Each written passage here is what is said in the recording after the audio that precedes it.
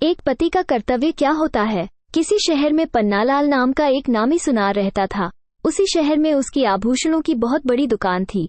आसपास के गांव वाले सभी आभूषण खरीदने के लिए उसकी दुकान पर आते थे। उस सुनार के घर में उसकी पत्नी और एक 17 साल का लड़का रहता था। सुनार की पत्नी बड़े ही गुस्सैल स्वभाव की थी। वो हमेशा सुनार से लड़ाई झगड़ा करती रहती थी। वो हमेशा सुनार पर बड़बड़ाती रहती थी, परंतु सुनार उसे कुछ नहीं कहता था। धीरे धीरे समय बीता और सुनार बूढ़ा हो गया।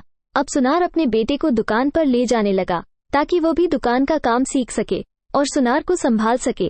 धीरे धीरे सुनार का लड़का दुकान का सारा काम सीख गया और दुकान संभालने लगा। इस तरह से धीरे धीरे सुनार का लड़का नौजवान हो गया और शादी के लायक हो गया। फिर एक दिन सुनार ने सोचा कि हमारा लड़का अब नौजवान हो गया है, विवाह के योग्य भी हो गया है, दुकान का काम भी अच्छे तरीके से देख सकता है, ग्राहकों को अच्छी तरह से संभाल सकता है। क्यों ना अब हम इसका विवाह कर दें तो हमारे घर में भी पुत्रवधू आ जाए। ये सोचकर सुनार अपनी पत्नी से सलाह ली और अपनी पत्नी से सलाह लेने के बाद में दोनों पति पत्नी नजदीक ही दूसरे शहर में लड़की देखने के लिए गए। वहां जाकर देखा तो वो लड़की भी बहुत ही सुंदर और सुशील थी। उसको देखकर सुनार और उसकी पत्नी दोनों सहमत हो गए। उस लड़की के साथ में अपने बेटे का विवाह तय कर दिया और विवाह की तारीख भी निश्चित कर दी। इधर वो सुनार अपने पुत्र के विवाह की तैयारियों में लग गया। फिर एक दिन सुनार अपनी पत्नी के पास बैठकर उसे समझाने लगा और कहने लगा, प्रिय देखो, कुछ दिनों के बाद हमारे घर में पुत्रवधू आने वाली है, अर्थात हमारी बहू आने वाली है। और जब बहू आ जाएगी तो तुमको किस तरह से रहना चाहिए ये बात मैं तुमको बता रहा हूँ। आज तक जो तुम चिड़चिड़ापन से रह रही थी, मुझे हर समय चिड़चिड़ापन दिखा रही थी, वो तुमको त्यागना पड़ेगा। आज तक मैं तुम्हारी हर बात को सहन करता रहा क्योंकि मैं तुम्हारा पति हूँ। और जो तुम्हारी बहू आएगी वो दूसरे की पुत्री होगी, वो तुम्हारी हर बात को सहन नहीं कर पाएगी।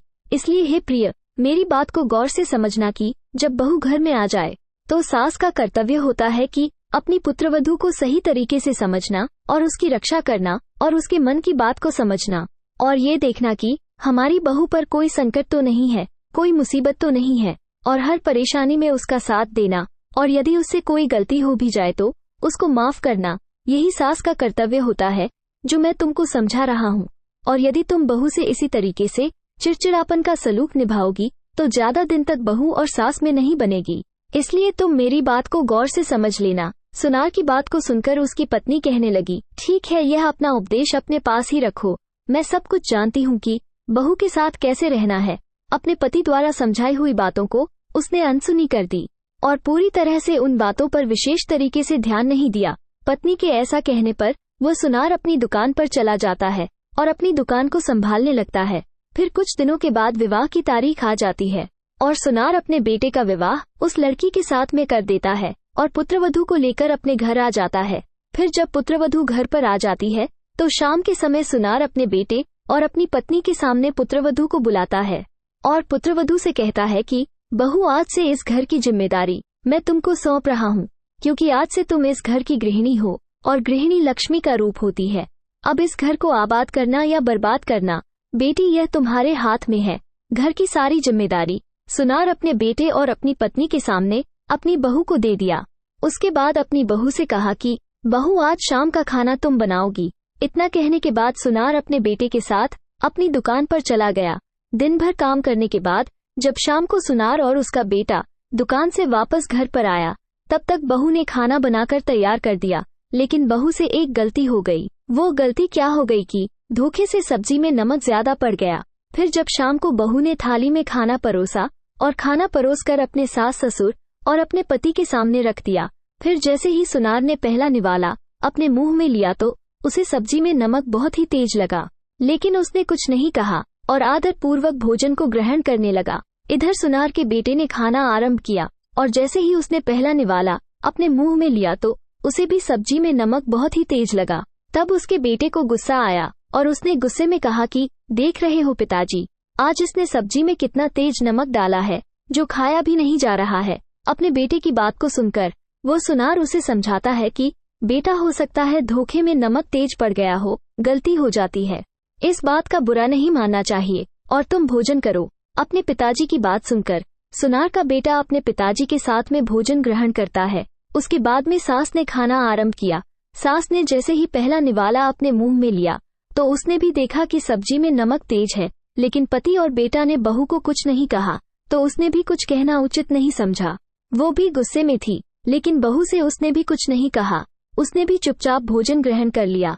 भोजन ग्रहण करने के बाद अपने बेटे को लेकर वो सुनार टहलने के लिए घर से बाहर निकल गया। और जब सुनार घर से बाहर निकला तो सुनार के बेटे ने कहा, पिताजी यह आपने क्या किया? आपने भी कुछ नहीं कहा और ना ही मुझे कहने दिया। आज मैं इसकी अकल ठिकाने लगा देता। इतना नमक सब्जी में तेज कर दिया था जो खाया भी नहीं जा रहा था, फिर भी हमने उस भोजन को खाया।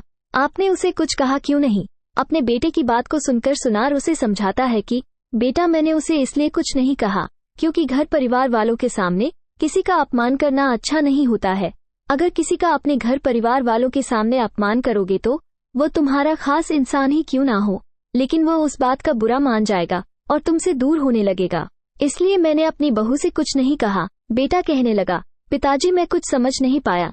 तब सुनार अपने बेटे को समझाने लगा, बेटा आज मैं तुम्हें ऐसी अनमोल बातें बताता हूँ। इन बातों का जो भी मनुष्य ध्यान रखेगा उसके घर में कभी भी लड़ाई झगड़ा नहीं होगा और उसका बुढ़ापा भी चैन से गुजर जाएगा। फिर वो सुनार अपने पुत्र को 4 बातें समझाने लगता है।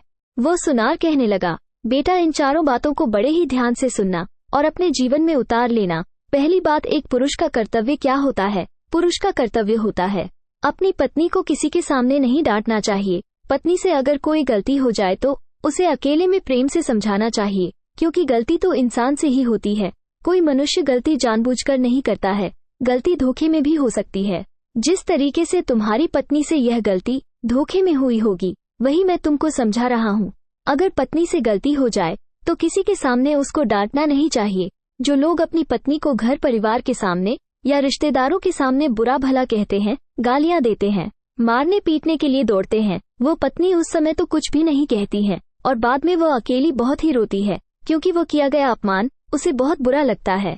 आखिर वो कर भी क्या सकती है, क्योंकि वो तुम्हारे घर में आई है, तुम्हारे पैरों से बंधी हुई है। और कुछ स्त्रियां ऐसी भी होती है जो जवाब भी दे देती है, और जब वो जवाब देती है तो तुमने कभी सोचा है कि पति का अपमान कितना बड़ा अपमान होता है?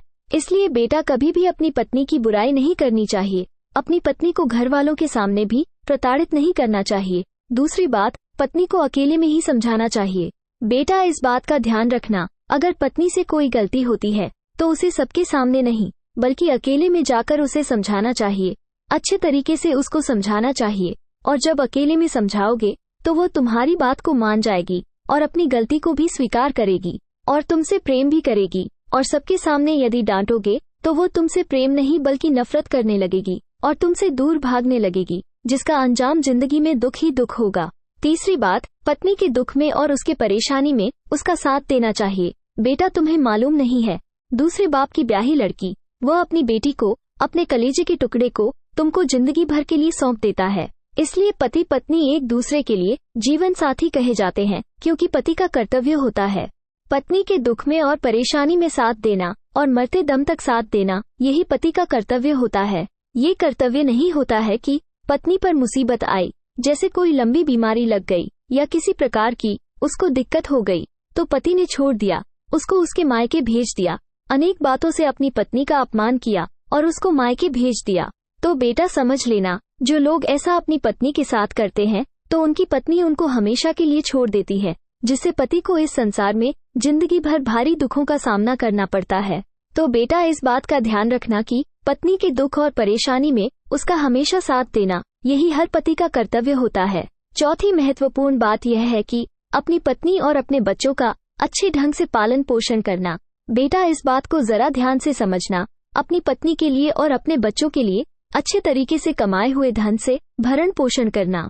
कहीं चोरी डकैती और उल्टे सीधे काम करके अपनी पत्नी और बच्चों की परवरिश मत करना। अगर अच्छे तरीके से और मेहनत से धन कमा कर लाओगे और उसी से अपने बच्चों और पत्नी का भरण पोषण करोगे तो तुम्हारे बच्चे सुरक्षित रहेंगे और तुम्हारे बच्चों के अंदर बुद्धि का विकास होगा और तुम्हारी पत्नी भी अच्छे तरीके से तुमसे प्रेम करेगी, उसकी भी बुद्धि सही रहेगी। और यदि चोरी डकैती और बेईमानी से घर में धन कमा कर लाओगे और उस धन को अपने बच्चों और अपनी पत्नी के लिए खर्च करोगे तो समझ लो कि आपकी पत्नी और बच्चों की बुद्धि भी भ्रष्ट हो जाएगी। उस घर परिवार में हमेशा लड़ाई झगड़ा ही बना रहेगा और क्लेश बना रहेगा। तुम्हारे ऊपर हमेशा मुसीबत लहराती रहेगी। तुम्हारी जिंदगी नर्क बन जाएगी। तुम यह नहीं जान पाओगे कि सुख क्या होता है, चैन क्या होता है। बेटा, मेरी इन बातों का विशेष तरीके से ध्यान रखना और अपने जीवन में इन बातों को समझ कर चलना और इनका पालन करना। तुम्हारी जिंदगी चैन से कट जाएगी। जो सास, ससुर और पति इन चारों बातों को अपने जीवन में उतार कर चलते हैं और इनका पालन करते हैं, तो समझ लेना कि वो घर स्वर्ग बन जाता है और उस घर में कभी भी लड़ाई झगड़ा और क्लेश नहीं होता है और हमेशा उस घर परिवार की जिंदगी सुख से व्यतीत होती है और वे लोग हमेशा चैन से रहते हैं। वीडियो अच्छी लगी हो तो लाइक, शेयर और ऐसे ही वीडियो को देखने के लिए हमारे चैनल को सब्सक्राइब जरूर करें। धन्यवाद।